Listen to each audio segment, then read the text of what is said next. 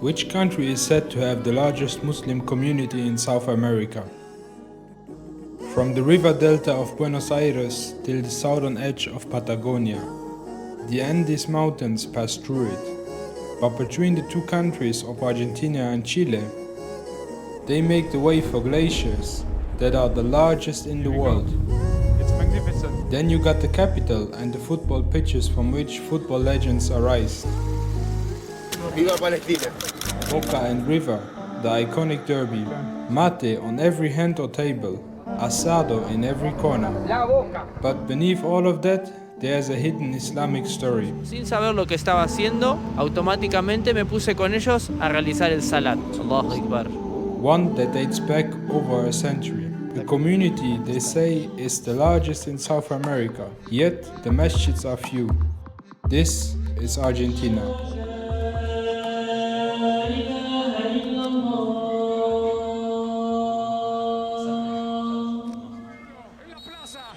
Y ese es Montiel, somos todos Montiel, Gonzalo, vamos, Montiel al arco, Argentina campeón del mundo, Argentina. But not everything in Argentina is about football, despite having mesmerizing stadiums like the Bombonera over here and much more. For example, Buenos Aires, the capital city, is known for being the home of the largest Muslim population in all of Latin America.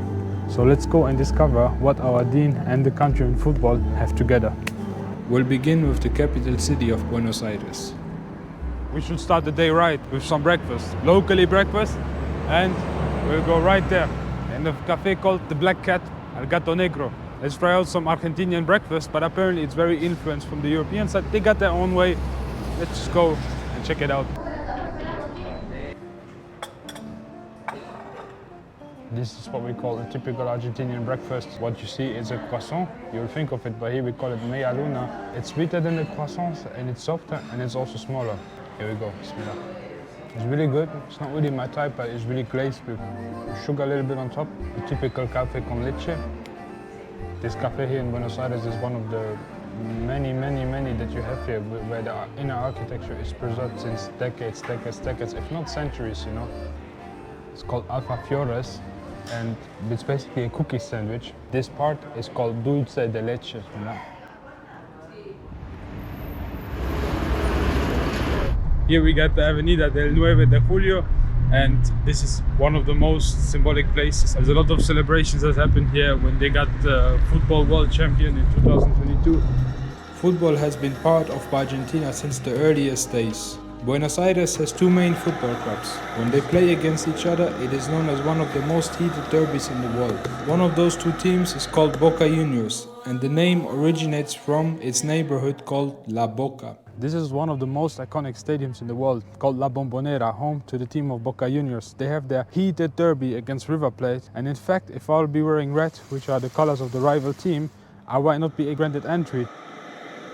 Los días de partido acá arranca a las 8 de la mañana todo. Si el partido es a las 9 de la noche... Viene gente también de países limítrofes como Paraguay, Uruguay, Bolivia, Chile. Pitch from here appears to be very short, and there's a very interesting story to that topic. You can even see here that, you know, the houses, they are colored in the same colors of the club. Everything here is in blue and in yellow. Indeed, there have been many attempts to expand the capacity of the stadium, but the people who have their real estate right next to it, who live here basically, they refuse to sell their property at any cost. And this is why you have this unique shape today of La Bombonera, of these steep tribunes. This is why it makes it one of the most unique football stadiums in the world. Es alegría, es familia, Boca es pueblo, Boca es pasión. Entonces en la calle siempre hay gente cantando, gente alentando, no importa el resultado, Boca gane, Boca pierda. La gente siempre está ahí, siempre es una fiesta. La Boca, el mejor choripán. The La Boca area is not only famous for football, but also for these colorful houses here. It's nowadays it's also a very artistic area. You can find a lot of paintings and so on. And this area used to be home of the immigrants. It used to be an area where the immigrants would live, and that's why you also have these colorful houses that are painted in that way. Now we're going to be trying out a dish here in Argentina that a lot of Latin countries claim that it's their dish. You probably guessed it within a few seconds, the empanada. Over there in this cafe, which is called La Americana, it is known for making the best empanadas, one of the best in town. Then they also have apparently a very good pizza. Let's go and try it out. Here we got the empanada. This one is basically filled with cheese and onions, and it looks really good. You can see the texture. I mean, you can imagine it's soft, it's not really crispy. This cheesy onion inside, it's amazing. You can see the layers here. It's like a mixture between the American way and the Italian way. So it has its own authenticity. Let's try it out. The tomato feels like straight out of the garden, like it has 100 of flavors. The greenery comes very good with it. They sprinkle like some olive oil on top of it. Maybe it's Argentinian, maybe Italian, maybe Syrian. They got a lot of Syrians over here. And subhanallah.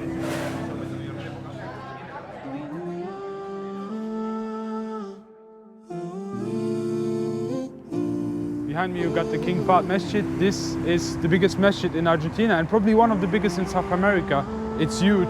This complex doesn't only contain a masjid, it contains a madrasa, it contains a museum of Saudi Arabia and Islam, it contains playgrounds, football fields, and it contains a big musalla. Unfortunately, filming there is very, very strict.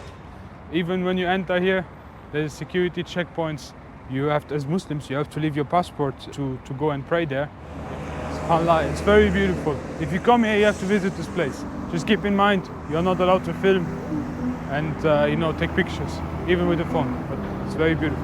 We met an Argentinian revert, so let's hear his story. Bueno, ají querido, yo abracé el Islam en un viaje a África con una cooperativa. Con esta gente, primero viajamos a Marruecos, Mauritania, Senegal y Gambia. Esta cooperativa se dedicaba a hacer caridad a la gente de ropa, medicamentos, bueno, las cosas que reunían en esta misma cooperativa. Cuando la cooperativa cumplió con su objetivo, yo me interesé por el comportamiento de la gente, el amor al prójimo, el dar, ofrecer comida, por ejemplo, siendo que no tenía mucho para dar, la sutileza al trabajar, el ritmo de vida, estilo islámico, fue el primer dawa que a mí me llama a abrazar y ver el Islam. Pero lo primero que escuché cuando viajé, que es lo que más me llamó la atención en Marruecos, fue el adán. El adán, ají, fue algo que a mí me llamó mucho la atención y me lo quedé escuchando con mucha meditación, aunque no entendía lo que decía, pero me llamaba mucho al corazón. Luego, en un viaje a Mauritania, fue la segunda vez que escuché el adán. En Mauritania me animé y entré a la mezquita cuando estaba realizando el adán, el muazzin. Y automáticamente dejé mis zapatos, ingresé y me puse a ver qué hacía la gente ahí adentro. Y vi cómo rezaban. Cuando hizo el ikama, la gente se puso en una fila y yo me puse con ellos. Sin saber lo que estaba haciendo, automáticamente me puse con ellos a realizar el salat. Allahu Akbar. Y esto me empezó a llamar la atención, ají. La forma en que interactuaba la gente, el amor sin conocerte, el buen ejemplo, la sutileza, todas las buenas cualidades. Hice mi shahada, atestigué y empecé a practicar Islam en la mezquita. Tú eres un argentino, tú eres de acá, y ¿cómo se vive como un musulmán, ¿no? Aquí en Buenos Aires, una ciudad el más grande de América? Es un desafío y tiene... al no estar rodeado de gente que comparta el mismo comportamiento, porque varía mucho en las mujeres, en los hombres, el comportamiento en todos los sentidos. El control del ser que tiene uno mismo para mantenerse en Islam es más grande. ¿Qué mirás? ¿Qué escuchás? ¿Qué decís? Es un jihad más grande. Pero alhamdulillah, Alá recompensa esa dificultad más grande, porque uno tiene que aprender a controlar su ser más todavía.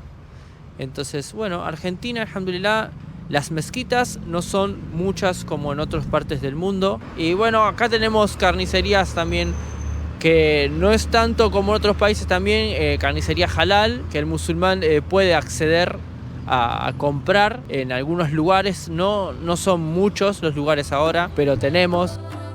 Yerba mate. El mate tiene los... El mate. El mate. Argentinians can simply live without their mate. The most loyal friend that you don't have. ¿Qué es el mate? El mate argentino. A herbal drink shared between friends, consumed by football legends, and deeply rooted across Argentina, Uruguay, and southern Brazil. 3/4. 3/4, exactamente. Se pone la mano para sacar lo que es el polvo, o sea, es así, se landea abajo, ahí queda la parte del polvo, y acá te queda una especie de montaña. Y primero se le carga un poco de agua tibia, ahí se tiene que absorber, se tiene que chupar. Generalmente la persona que los hace, en este caso yo, los primeros mates los tengo que tomar porque son los más amargos, que es la bombilla, y se pone en esta parte de acá. Ahí, y ahí ya está. Apto para tomar. Listo. Okay, now it's my turn. Y beber el mate hasta hacer el... Exacto. Acá lo que es el mate de cultura, a diferencia de otros países, es que se comparte. Yo comparto con mis amigos, con vos en este momento. Es una cultura que no es argentina, por así decirlo, existe hace mucho tiempo, cuando no había división de países. El mate lo que sí es un gusto adquirido, una costumbre. Al principio te puede parecer amargo, porque no es como un café que uno lo puede poner con azúcar, pero es una costumbre en el que compartiendo con amigos o solo puedes ir reemplazándolo por el té, por el café. Everybody told me in Argentina to come here and they shop todos mates. And they have everything around mate. The mate, the yerba tea, the bombilla. They got a whole varieties of bombillas. This is the metal straw that they have.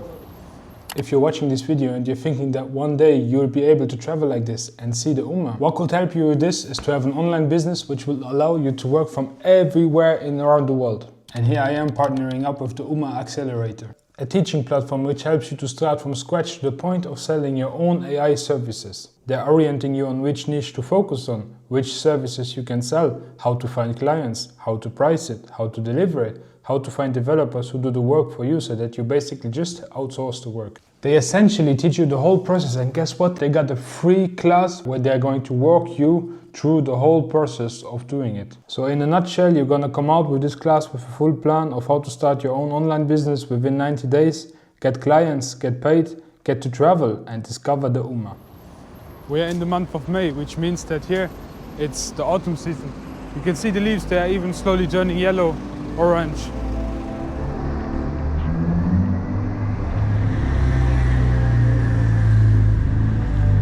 Right here we got a small musalla. The masjid is called the Masjid Ecuador. It's pretty much in the center of Buenos Aires. And for Jummah, they have two Jummah here. Islam arrived in Argentina during the 15th century through Moriscos, descendants of the Umayyad Muslims who ruled Spain for centuries. They arrived in Argentina with the conquistadors. Many had to hide their faith in public, praying in secret, and for some, this journey to Argentina was their only way out. The second wave arrived in 1887 with the arrival of the first documented Arab Ottomans within the port of Buenos Aires. In fact, Argentina's history is partially paved by people with Arab descent. One of them was Carlos Menem, son of Syrian Sunni Muslim immigrants. He ended up becoming the first president of Argentina of Arab heritage. Although, in order to reach the presidency, he abandoned Islam and converted to Christianity. By the 1980s, the first mosque opened in Buenos Aires and is still active today. We are going to visit now. This right here is the Masjid Al-Ahmad. It's the second biggest mosque in the whole country. Got here the musalla for the brothers, and up there is the musalla for the sisters. Nosotros aquí rezamos el Jumu'ah a las 2 de la tarde, una hora después de que entra el Dhuhr, el tiempo del Dhuhr. Porque la gente trabaja y no pueden salir excepto en esta hora. La mezquita se llena, todo esto hasta atrás, y las mujeres se quedan arriba.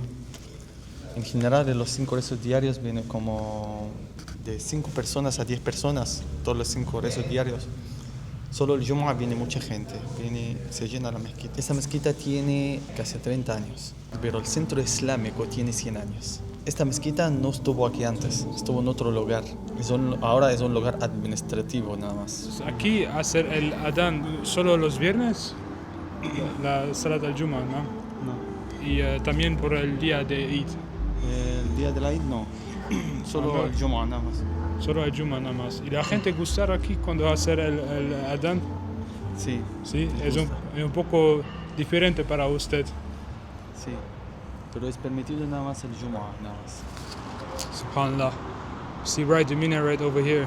It's very beautiful.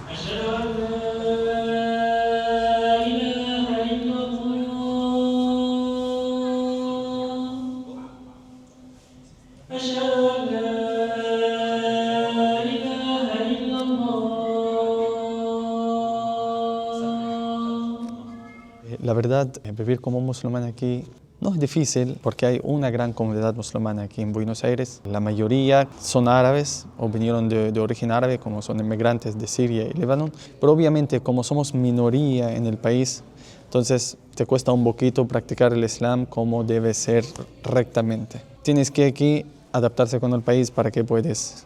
Un musulmán argentino. Les cuesta un poquito a los musulmanes ser muy rectos, pero pueden conservar a su religión y vivir musulmanes como musulmanes en general. Tenemos aquí actividades en el centro islámico, por ejemplo, la actividad para los jóvenes, tenemos un club de los jóvenes que hacemos cada 2 semanas una actividad. Tenemos también actividades que en la mezquita, clases de árabe, para la gente que quiere aprender árabe, clases de Islam, clases virtuales también tenemos. Por eso, aquí si vienes a Buenos Aires, sí puedes practicar Islam bien.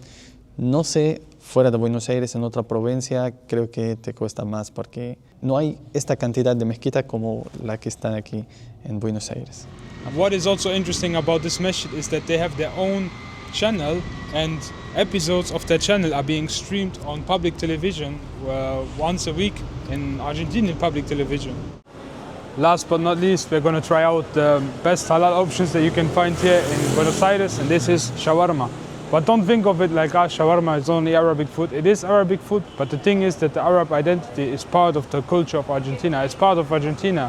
There are approximately 10%, less or more, of Arab people that came here, 10% of the population is having Arab origins at least.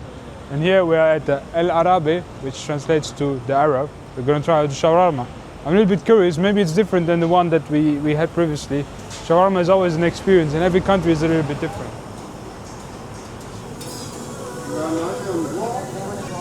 Comment tu dis merci en Wolof? Djeredje. Sí. Du Sénégal en Argentine. On a beaucoup de Sénégalais ici en... Ici, 6,000 personnes. Du Sénégal? Sí, de Sénégal. Here we go. Local shawarma. Argentinian version. What I see here, they sliced out the beef a little bit earlier and then they grill it. They continue to grilling it separately. Let's go, bismillah.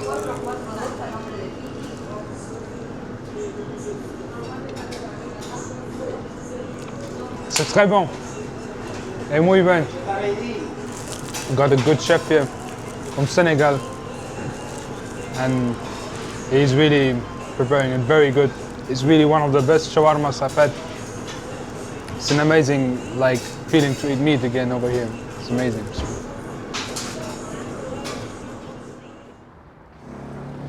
We're going to conclude the part of Buenos Aires from this video, and to say the least, the city is very beautiful. There's beautiful places to see. The food is nice, halal and vegetarian. We got here the alfajores once again, beautiful dulce de leche, caramel. You're probably telling yourself that in this video there's less footage of Muslim communities and Muslim heritage than usual. This is because it is a little bit more tough to get the permission here to film. In every masjid that you want to go here, you need to either way get the permission from the head of the masjid organization or the secretariat. Sometimes we got it, sometimes we didn't. Alhamdulillah, always. And nevertheless, you as a Muslim, if you want to visit here, you're all welcome. Everybody can go to this masjid and they will be happy to have you as Muslim travelers. And that being said, I'll see you in the next part of the video. They say it's one of the most beautiful parts of Argentina. Do you have an idea where it is? We will move to a strange place. They say it is the most beautiful part of Argentina and Latin America. Les recordamos no olvidar sus efectos personales a bordo teniendo especial precaución en abrir los compartimentos. This place is called Patagonia. All of Patagonia is located on the border with Chile. Located in the far south of the continent, we had to fly to a town called El Calafate. From here, we will be visiting 2 places. We are in the month of May, and this here it's the low season because it's the autumn and the beginning of the winter. It's more cold, it's more windy, and there's way less tourists over here. And it's pretty beautiful because also The scenery is stunning, like, you know, in Indian summer, if you want to have it like this. SubhanAllah, don't mind my hair because it's very windy over here, but 3, 2, 1, here we go. It's magnificent. This glacier, this piece of beauty, it's called the Perito Moreno Glacier, and it's the 3rd biggest sweet water reserve in the world. It's, if I'm not saying any mistake, it's 30 kilometers long, and after Greenland and the Antarctica, it's the biggest water reserve on the planet. You know, here in Patagonia we don't have many masjids, we don't have many Muslims, you know, if we have even any masjid here. But if you see those kind of things, you know, it remembers you of your creator, you know, and this pushes you to do dhikr. So, alhamdulillah, you know, and subhanallah, how big it is and how beautiful it is. And there's a fun fact, the glacier is stretching from here all the way into Chile, even further, you know, so it's gigantic, and apparently it's moving every day 2 meters. So maybe not particular here, but on other places as well. Yeah, here it says 70-meter altitude, subhanallah, right in front of us, and over there 50. So this 70 meter, this 50. This thing here is called pan con queso. It's bread that they add cheese in it, and they just baked it together. Look, gonna open it, you can see it looks like this. Bismillah. Yeah, it's very good indeed, alhamdulillah. With this view, you know, when you're coming here, there's a big mirador, so you can take several paths. There's even access for disabled people to help you get the best view and, you know, more privacy. People used to hike through these mountains to cross the border and enter into Chile. Now we will be visiting a town called El Chaltén to hike into the mountains. This is the parking, and this is where the trail starts. Beautiful town of El Chaltén. SubhanAllah, sunrise here, it's only at 9 AM over here.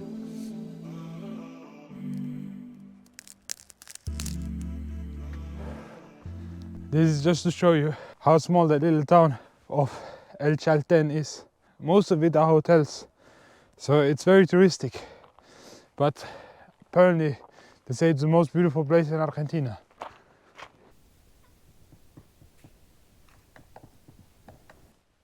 SubhanAllah. This mountain is called the Fitz mountain, and it's magnificent. Glory be to the Creator to create, you know, this mountain range. It's mesmerizing how beautiful it is. We got the lake here with a lot of wind. There's a lot of waves here. You can literally surf maybe on it, and we got a beautiful view again.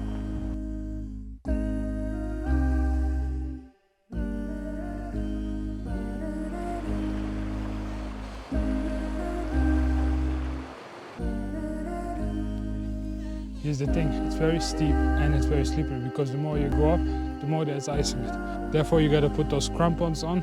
Crampons, they call it here crampons, I don't know. I have never put them on before in my life. Literally feels like you're gonna put some chain on your sneakers.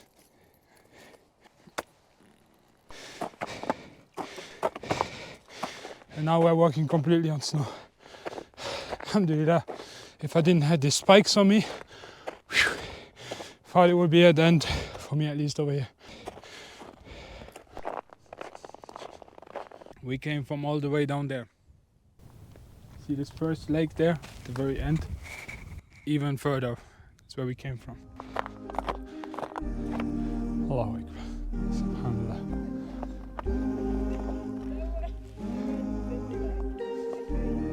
From the streets of Buenos Aires to the glaciers of Patagonia, the Muslim heritage here in Argentina is scarce. The halal food is even scarcer, but the story runs deeper than most would expect. Can you guess what is going to be the next destination? Write it in the comments. Assalamu alaikum wa rahmatullahi wa barakatuh.